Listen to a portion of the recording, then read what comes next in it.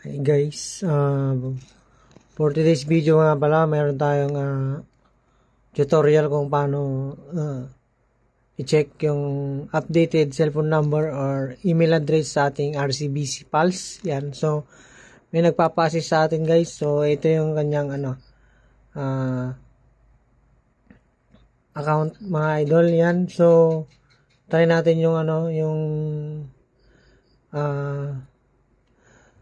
gagawin natin para ma-check natin kung updated nga ba yung cellphone number at ng kanyang Gmail or Yahoo or email address. Yan.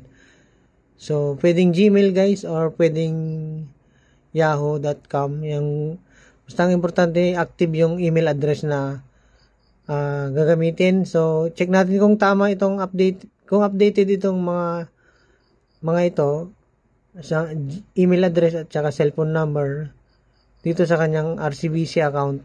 Yan, account number kapag ni-register natin mamaya. So paano ba yung gagawin natin para ma-check natin yan mga idol? So tara, panoorin natin ang aking munting tutorial. Yan. So bali ang first step natin mga idol, so punta tayo dito sa take a quick peek. Yan, so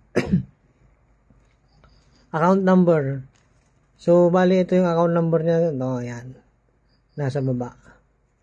So, lagay na natin yung account number.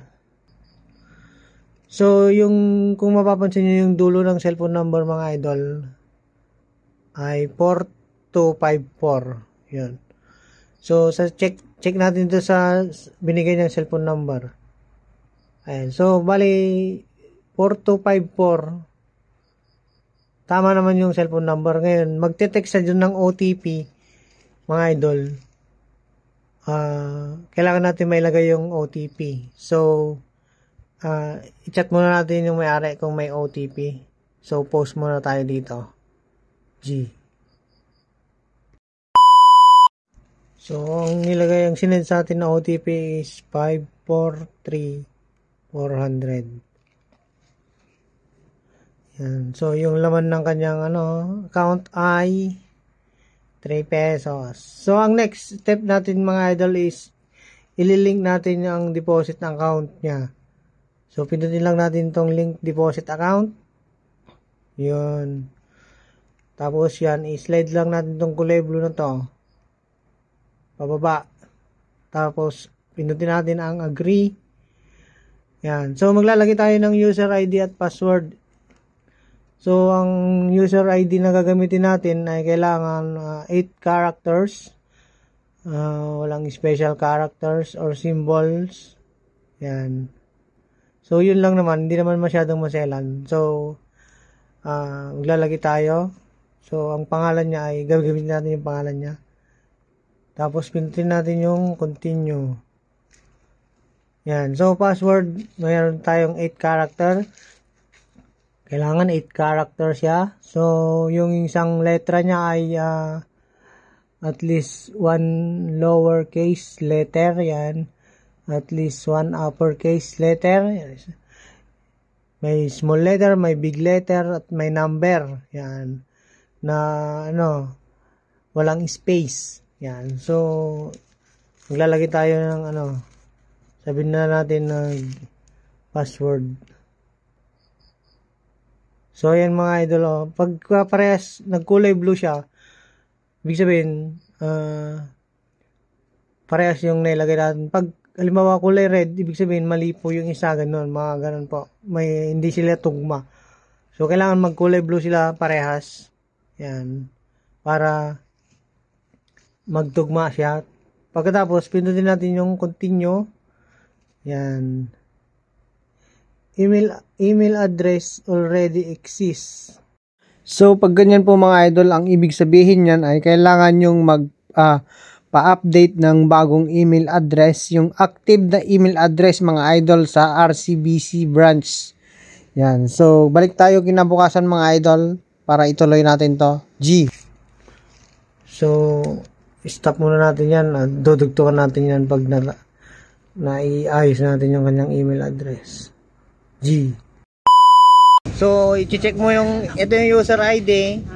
Ito ito yung email address mo, i-double check mo dun sa ano. Ito yung mobile number mo. Ibig sabihin, pag tama na yan sa update mo, update na yan.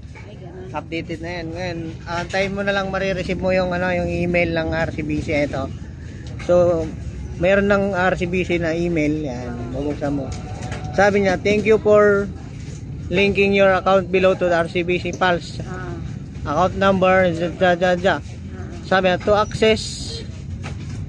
to activate your access, please reply yes to this email within 3 days. Sabi niya, ayan, magre-reply ka lang ng yes. Yes lang. Ayan. I-reply mo, yes lang. Tapos may email na naman yan, mag-i-email ulit yan. Magre-reply siya ng congratulations. Pag nagano siya ng congratulations, siya yun pwede na nating buksan. Dahil natanggap na natin yung email ng RCBC, oh. Welcome to RCBC Online Banking. Ibig sabihin, pwede na nating buksan yan. Ayan. So yun mga idol, bali dito ay inlogin ulit natin ng kanyang account. Yan. So mayroon tayong OTP na marireceive from RCBC doon sa registered mobile number. So ilalagay natin yung kanyang password. So ayan, pag nailagay na natin yung password ay ito na yung lalabas, activate now mga idol. Yan. So antayin lang natin, pinindot na natin yung activate now at ito na po yung magiging kasunod. At ganito po yung lalabas dito ngayon.